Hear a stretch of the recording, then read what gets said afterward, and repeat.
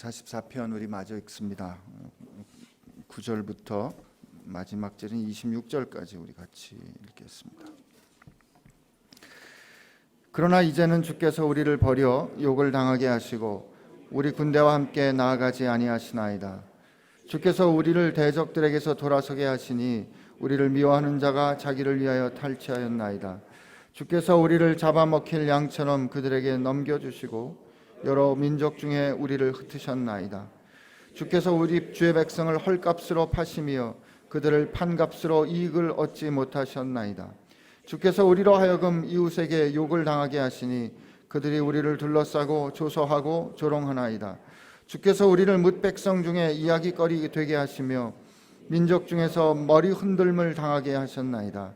나의 능욕이 종일 내 앞에 있으며 수치가 내 얼굴을 덮었으니 나를 비방하고 욕하는 소리 때문이요 나의 원수와 나의 복수자 때문이니이다. 이 모든 일이 우리에게 임하였으나 우리가 주를 잊지 아니하며 주의 언약을 어기지 아니하였나이다.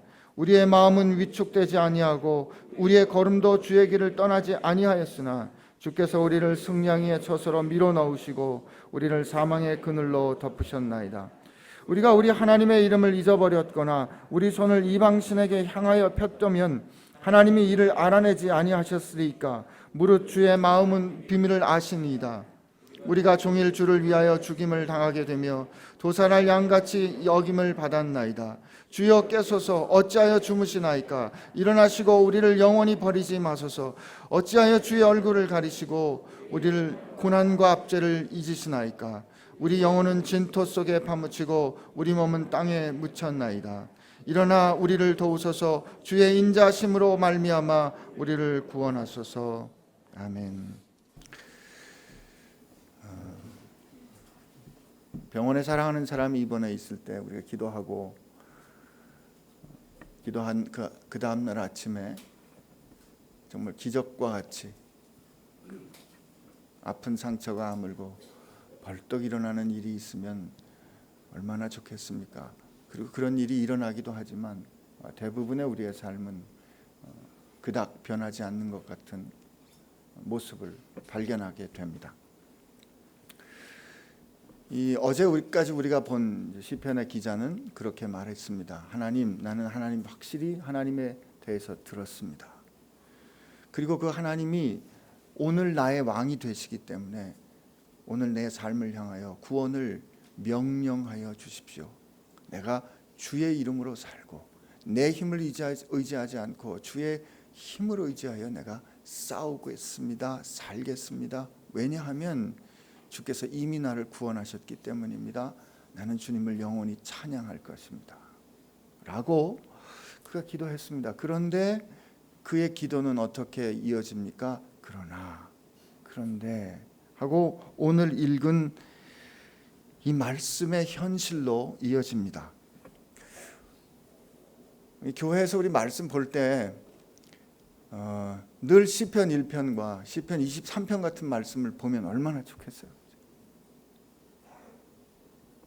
늘 그런 말씀만 봤으면 좋겠는데, 근데 실제로 그런 말씀만 전해주는 교회도 있다 그래요. 믿는 대로 잘 되는 나, 행복하게 만들어주고 싶은 소망에서 그런 소망의 메시지만을 난 전합니다 라는 교회도 있다고 그럽니다. 그러나 성경은 인생이 그렇지 않은 것을 알고 있기 때문에 우리를 그 자리로 이끌어가는 것이죠. 오늘 우리가 처음 읽었던 이 말씀 중에서 우리 9절부터 14절까지 말씀 한 번 더 같이 읽겠습니다. 그러나 이제는 주께서 우리를 버려 욕을 당하게 하시고 우리 군대와 함께 나아가지 아니하시나이다. 주께서 우리를 대적들에게서 돌아서게 하시니 우리를 미워하는 자가 자기를 위하여 탈취하였나이다. 주께서 우리를 잡아먹힐 양처럼 그들에게 넘겨주시고 여러 민족 중에 우리를 흩으셨나이다. 주께서 주의 백성을 헐값으로 파시며 그들을 판값으로 이익을 얻지 못하셨나이다. 주께서 우리로 하여금 이웃에게 욕을 당하게 하시니 그들이 우리를 둘러싸고 소소하고 조롱하나이다. 주께서 우리를 뭇 백성 중에 이야기거리가 되게 하시며 민족 중에서 머리 흔들림을 당하게 하셨나이다. 여러분 왜 이 말씀 읽으시고 이렇게 끝나고 아이고 이렇게 안 하시나 모르겠어요. 이 말씀은 개인의 고통뿐만 아니고 그가 속한 공동체 혹은 민족 전체의 고통을 드러냅니다. 나라의 고통, 민족 전체의 고통을 드러냅니다. 보니까 전쟁에 나갔는데 주님이 우리와 함께 하시지 않았기 때문에 우리가 그 적들로부터 도망가야 됐어요. 적들로부터 도망가서 우리가 도살당할 양처럼 그렇게 넘겨졌고, 그렇게 넘겨진 거를 주님이 우리를 향해서 내가 너희를 보배롭게 여긴다. 너희들은 참 내 눈동자와 같다. 내가 너희를 귀하고 보배롭게 여긴다라고 말씀하셨는데, 주님 우리를 어쩜 이렇게 그냥 쉽게 넘겨줄 수 있습니까? 어쩜 주님께서 우리를 그들에게 팔았는데 싼 값에 팔아서 당신이 이거 얼마나 싸게 팔았는지 주님 우리 판 값을 이익 얻지 못하셨습니다. 이런 고백이에요. 우리를 그렇게 어떻게 싼 값에 넘길 수 있습니까? 그리고 우리를 조롱거리로 만드셨습니다. 라고 고백합니다. 이 모든 일들은 일어난 일, 과거형으로 완료형으로 고백하고 있어요. 근데 여러분 오늘 읽은 말씀 가운데 일정한 구조가 반복되는 거 볼 수 있죠. 어떻게 해요? 주께서 하셨습니다. 주께서 하셨습니다. 주께서 하셨습니다. 시편의 기자는 이렇게 기도합니다. 우선 이 기도를 통해서, 이 고백을 통해서 우리는 뭘 알 수 있는가? 하나님의 말씀을 들었고 그 들은 하나님의 말씀이 내 왕이고, 그리고 그분이 나를 구원하신 걸 알기 때문에 내가 주의 뜻대로 살겠습니다 결심하고 따라간 사람들에게도 이런 현실은 일어납니다 라는 거 오늘 우리에게 가르쳐줘요. 그런데 이 현실이, 이 되어진 현실을 이 시편의 기자는, 이 기도하는 성도는 어떻게 고백합니까? 이거 주님이 이렇게 하셨습니다 라고 고백하는 것이죠. 우리는 이렇게 기도 잘 못합니다. 어려움, 참 말할 수 없는, 하나님 뜻대로 살아보겠다 그랬는데 그렇게 뒤에 우리 이어진 말씀 쭉 읽은 거 보면 이 기도하는 사람들이 우리는 주님 배반하지 않았습니다 라고 고백하거든요. 하나님 뜻대로 살았는데 어쩌면 이런 어처구니 없는 일이 일어납니까? 그럴 때 주께서 이렇게 하신 거 아닙니까? 주께서 이렇게 하셨습니다. 이렇게 우리 잘 기도 못합니다. 왜요? 그렇게 기도하면, 그렇게 고백하면 맹렬한 질문들이 옵니다. 하나님이 선하신데 어떻게 그럴 수 있는가? 하나님이 능력이 있다면 어떻게 그럴 수 있는가? 하나님이 완전하시다면 어떻게 그런 일이 일어날 수 있는가? 우리가 살아오는 동안에 인생 가운데 해결되지 않는, 대답 없는 이 질문이 올 걸 알기 때문에 우린 그렇게 기도 못합니다. 잘 안 합니다. 그러나 오늘 시편은 우리에게 그렇게 기도해야 함을 가르쳐줍니다. 이 기도의 태도에서 우리가 발견하는 것은 이 일이 일어난 현실이다는 것을 인정함과 동시에, 저는 주님께서 이렇게 하셨습니다라는 게 그렇기 때문에 이거 주님 탓입니다 라고 말하는 느낌이 있는 것 같아요. 그렇지만 그 이전에 우리가 힘들지만 주님이 이렇게 하셨다면 내가 인정하기도 받아들이기도 이해되지도 않지만 주님 받아들이겠습니다. 주님 인정합니다. 주님 그렇습니다 라고 그 앞에, 인생을 통치하시는 주님 앞에 무릎을 꿇는 고백, 인정이라고 저는 믿습니다. 주님, 이거 주님이 그렇게 하셨습니다. 현실이, 이런 현실이 있다는 것을 먼저 우리가 알고, 그리고 그 일이 하나님 앞에서 혹은 주님께서, 혹시 내가 정말 이게 왜 이렇게 일어난지는 모르겠지만 이거 주님께서 이렇게 하셨습니다라는 고백은, 주님이 이렇게 하셨다면 인정합니다. 있는 그대로 주의 통치를 인정하겠습니다라고 주 앞에 무릎을 꿇는 태도이죠. 이렇게 인정하면 말이에요, 우리에게 어떤 사실이 되는 거냐면, 주님이 내가 지금 이런 일을 겪고 있는 사실을 아십니다 는 거를 주님하고 나하고 함께 인정하는 게 되는 거예요. 다시 한번요. 주님이 이거 이렇게 하셨습니다. 우리가 지금 이런 꼴 당하고 있습니다. 그런데 주님이 이렇게 하셨습니다. 라고 말하는 건 뭐냐면 지금 내 삶의 자리에 이 내 삶의 현실에 하나님이 안 계신 것 같은 이 삶의 현실에 주님을 초청하는 거예요. 내가 지금 겪고 있는 이런 일들은 하나님이 안 계신 것 같아요. 도대체 내 하나님이 어디 계시냐라는 질문을 우리가 계속 받고 있잖아요. 근데 우리는 이 일을 주님이 이거 하셨습니다 라고 말함으로 이 사실을 하나님과 내 함께 겪어가는 이 가운데 하나님이 계심을 우리는 기도로 인정하고 고백하게 되는 것이죠. 그래서 여러분 우리가 진짜 하나님을 믿는다면 하나님 앞에서 이거 하나님이 하셨습니다 하고 혹시 세상 사람들이 그렇게 말할 때 야 그러면 말이야 하나님이 그럴 수가 있어라는 질문이 올 거예요. 그러나 그 올 질문을 두려워하지 말고 하나님 앞에 이렇게 기도할 수 있다고 오늘 가르쳐 줍니다. 왜냐하면 이어지는 말씀을 보면 이렇게 돼 있어요. 이제 이 기도하는 사람의 심정이 어떻게 나오냐면 우리 15절 16절 우리 같이 읽습니다. 시작. 나의 능력이 종일 내 앞에 있으며 수치가 내 얼굴을 덮었으니 나를 비방하고 욕하는 소리 때문이요 나의 원수와 나의 복수자 때문이다. 지금 우리가 여러분 우리 수치를 당하거나 아니면 뭐 부끄러움을 당할 때 우리가 잘못한 일이 있어서 수치를 당하고 부끄러움을 당하는 건 그냥 뭐 어쩔 수 없습니다. 겪어야지요. 그런데 하나님의 뜻대로 하나님 말씀대로 살고 이 세상 가운데서 그렇게 우리가 하나님을 믿었는데 말이에요.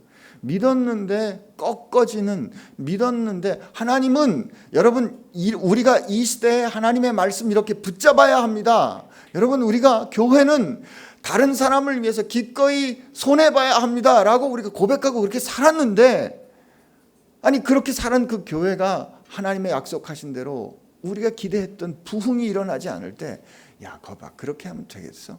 거봐 내가 안 될 줄 알았어. 그러니까 안 된다니까 라고 할 때 우리가 겪는 이 현실이 그게 수치일 수도 있고 능욕을 당하는 걸 수도 있고 고개를 흔드는 거예요. 고개를 잘 예수님께서 십자가에 달려실 때 그 안에 있는 그 아래 있던 사두개인 바리새인 제사장들 고개를 흔들면서 어디 구원 하나 보자 이렇게 하는 그런 수치를 지금 당하는 그런 심정이거든요. 그런데 이어지는 말씀에 우리 계속 한번 읽어봅시다. 우리 17절 18절 시작. 이 모든 일이 우리에게 임하였으나 우리가 주를 잊지 아니하며 주의 언약을 어기지 아니하였나이다. 우리 마음은 위축되지 않고 우리 걸음도 주의 길을 떠나지 않았습니다. 우리 마음이 위축되지 않았단 말, 돌이키지 않았다. 역시 이게 아닌가 봐 하고 돌이키지 않고 그냥 그대로 흔들리지 않고 그리고 주의 길을 그대로 머물러 서 있었다는 거죠.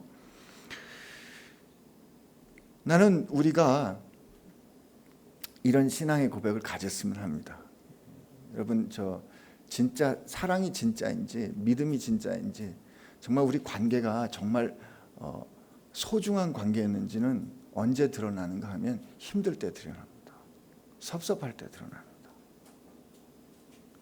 진짜 사랑하고 진짜 소중히 여겼으면 그 사람이 혹시 나를 섭섭하게 했어도 내가 기대했던 거하고 좀 다른 반응이 있어도 그냥 견딥니다. 그냥 그 관계 가운데 머물러 있습니다.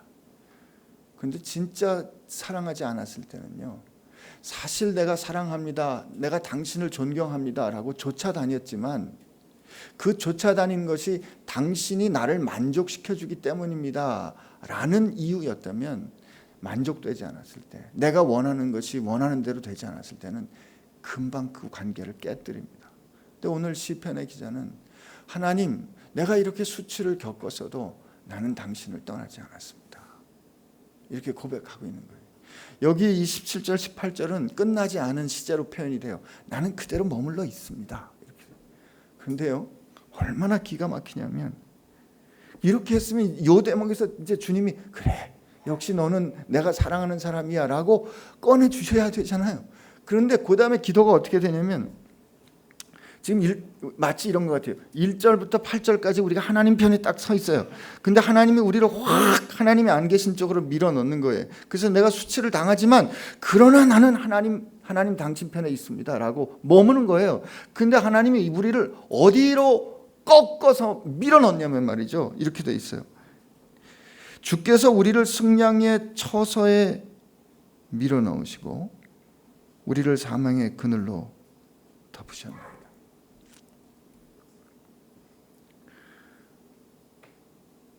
그러면 이렇게 밀렸는데 우리가 하나님 편에 이렇게 머물러 있으면 하나님 구해 주셔야 되는데 하나님이 그냥 우리를 호랑이 굴로 그냥 쳐넣으시고 사망의 그늘로 그냥 덮어버리는 거예요.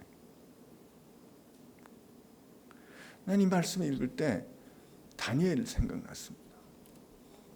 민족이 깨졌어요. 다니엘이 끌려갔습니다. 다니엘이 다리오 왕이 다니엘이 참 아름다운 걸 보고 말이죠. 그를 환관으로 삼아요.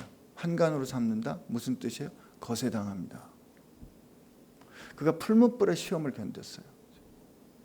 근데 6장에 보면 그가 이 총리로 이 통치를 잘하는 걸 보고 이 대신들이 시기해가지고 왕에게 절하지 아니하면 사자굴에 던지는 그런 이 법을 만들지 않습니까?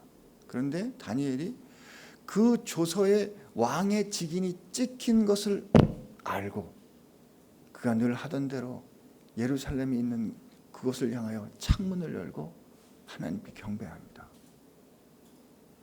그 경배하는 그 다니엘이 그렇게 경배할 줄 알기 때문에 이 법을 만든 거거든요. 다니엘이 그 전에 말할 수 있는데 다니엘 한마디도 하지 않습니다. 그냥 자신의 신앙에 머물러 있어요. 그랬더니 어떻게 돼요? 이 사람들이 다니엘을 그냥 아니나 다를까 와서 고소하고 다니엘을 끌어가죠.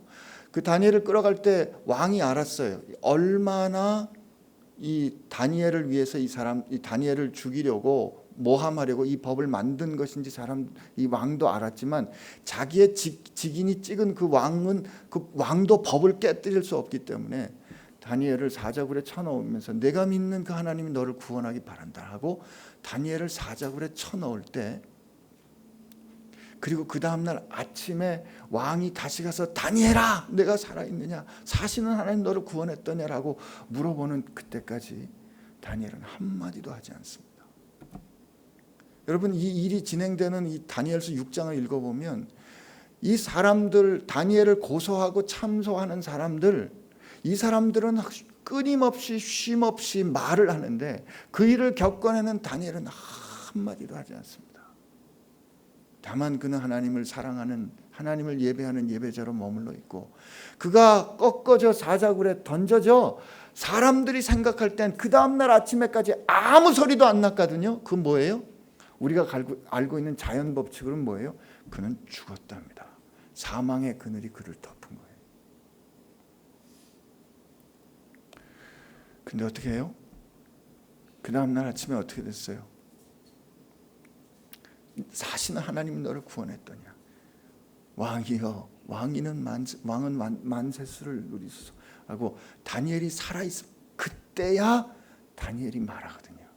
그때야 다니엘이 말하거든요. 근데 오늘 우리가 하나님 앞에서 신앙할 때 우리 현실 가운데 우리가 하나님 뜻 가운데 하나님의 뜻을 쫓아가는데 우리가 이렇게 꺾어져 사망의 그늘이 우리를 덮더라도 우리가 하나님의 뜻을 의심하지 않고 하나님 가운데 머물러 있는 저와 여러분의 신앙이 됐으면 하고 간절히 바랍니다. 근데 오늘 그 다음에 이 시편의 기자가 우리가 이렇게 죽게 됐는데 사망의 그늘로 우리를 덮으셨습니다. 이게 끝난 거예요. 근데 그가 어떻게 하나님 앞에서 자기의 심정을 토로하냐면 우리가 우리 하나님의 이름을 잊어버렸거나 우리 손을 이방신에게 향하여 폈더라면 하나님이 이를 알아내지 아니하셨으리까 무릇 주는 마음의 비밀을 아시나이다. 이게 지금 하나님 내 마음 아시지 않습니까? 하나님은 아시지 않습니까? 라고 하나님께 말하는 거죠. 우리가 종일 주를 위하여 죽임을 당하게 되며 도살할 양같이 여김을 받았나이다.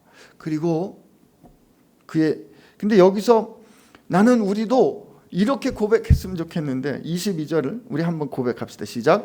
우리가 종일 주를 위하여 죽임을 당하게 되며 도살할 양같이 여김을 받았나이다. 근데 여기서 여러분 동그라미 치세요. 주를 위하여, 주를 위하여, 주를 위하여. 그래서 그가 기도합니다. 주여 깨소서 어찌하여 주무시나이까? 일어나시고 우리를 영원히 버리지 마소서. 어찌하여 주의 얼굴을 가리시고 우리의 고난과 압제를 잊으셨나이까? 우리 영혼은 진토 속에 파묻히고 우리의 몸은 땅에 붙었나이다. 일어나 우리를 도우소서. 주의 인자하심으로 말미암아 우리를 구원하소서. 시편의 기도는 이렇게 끝났습니다. 저는 여기서 시편 이 기자의 믿음을 봅니다. 우리를 구원해 주십시오. 주님 일어나십시오. 그러나 이 시편의 기도는 말이에요, 기다림으로 끝났어요. 기다림으로 끝났어요. 그러나 저와 여러분의 기도는 여기서 더 나아가야 합니다. 아니, 더 나아갈 수 있습니다. 아니, 더 나아가야만 합니다. 왜냐면요, 이 똑같은 우리가 종일 주를 위하여 죽임을 당하게 되며 도살할 양같이 여김을 받았나이다 하는 이 똑같은 고백을 사도 바울이 합니다. 우리 로마서 8장으로 한번 가보겠습니다.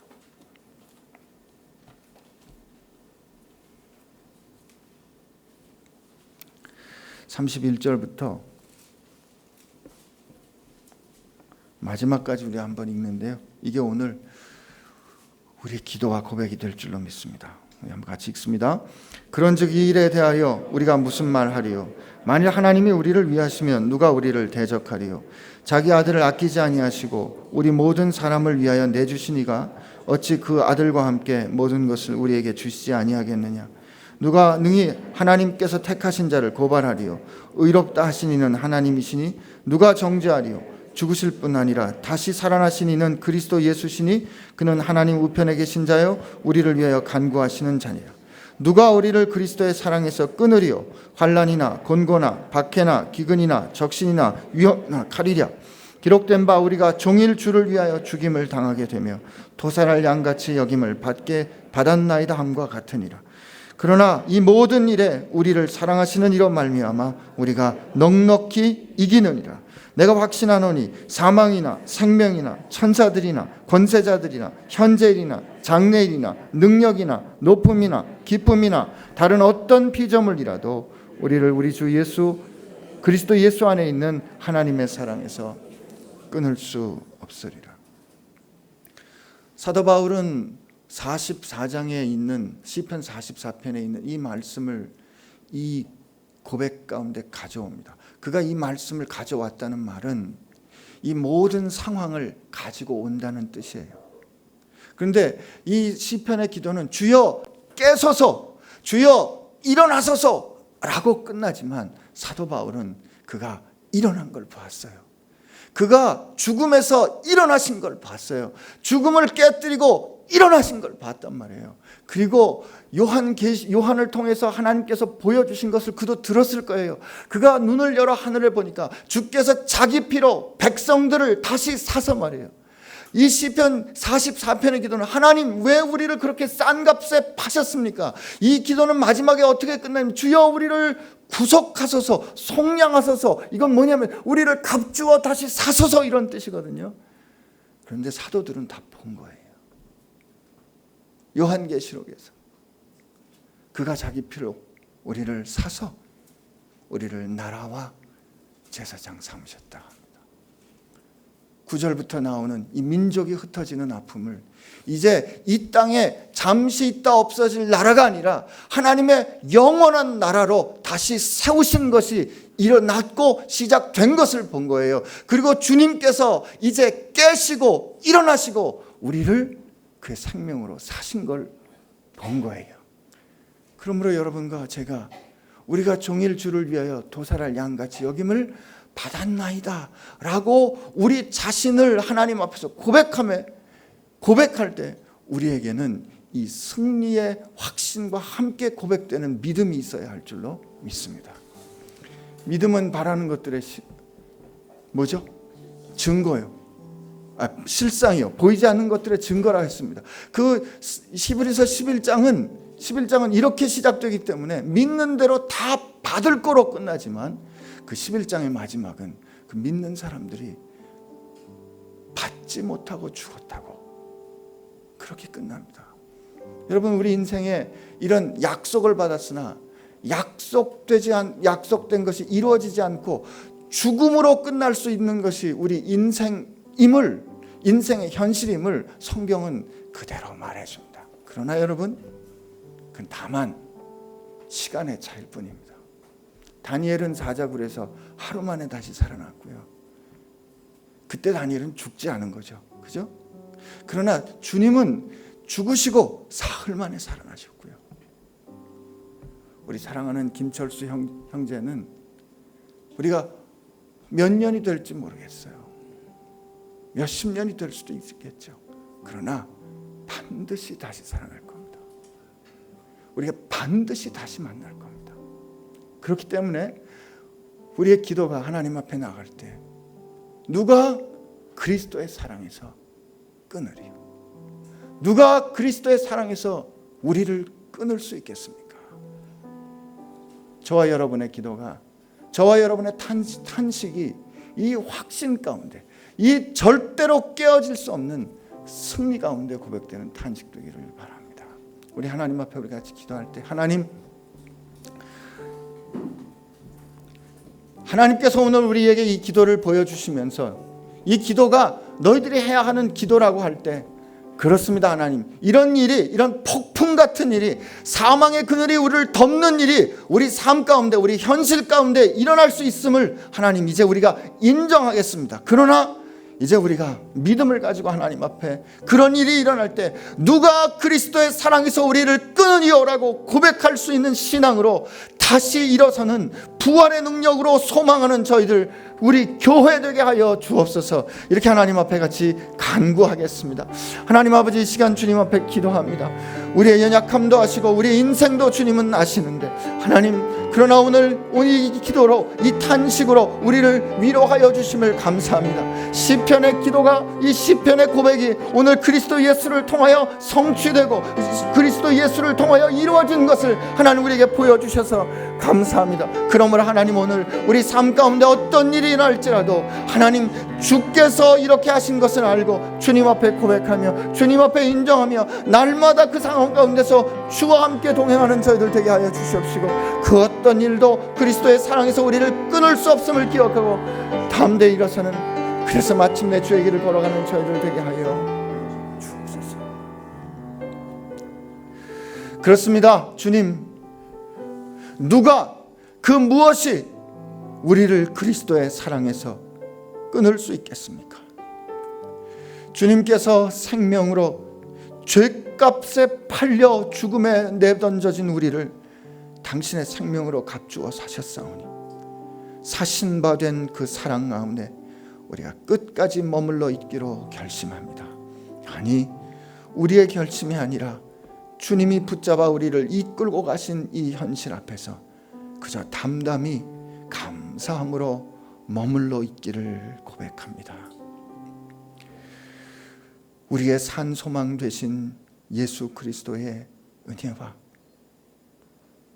그 아들을 내어주어 사심으로 우리를 얼마나 사랑하시는지 보여주신 아버지 하나님의 사랑하심과, 흔들릴 때마다 우리가 확인해야 되는 것이 아니라 우리로 하여금 확인케 하여 주시는 성령님의 역사하심이 오늘 시편의 기도가 그리스도를 통하여 우리 삶 가운데 이루어졌음을 보고 본 것을 믿음 가운데 일어서기로 결심하는 사랑하는 지체들 가운데 함께 하시기를 주의 이름으로 축원하옵나이다. 아멘.